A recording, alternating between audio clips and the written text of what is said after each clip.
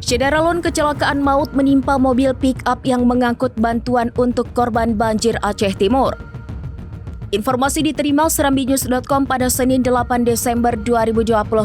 Mobil pick-up membawa bantuan itu mengalami remblong di kawasan menurun, tepatnya di Jalan Teupin Batee, Lhoknibong, Aceh Timur.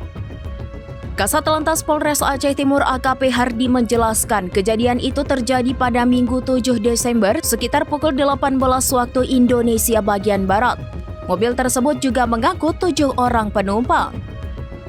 Ia memaparkan bahwa mobil tersebut mengangkut logistik berupa air bersih dalam tandon seberat kurang lebih 1.000 liter, 200 liter air bersih dalam drum plastik, dan bahan makanan lainnya.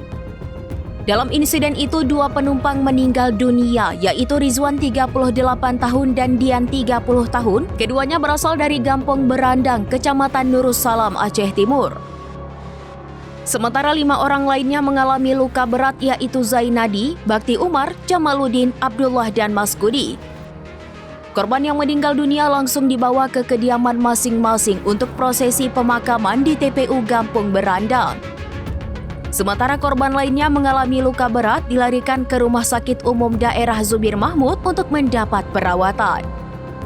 Dari Aceh Timur, Maulidi, Alfata, serambinews.com.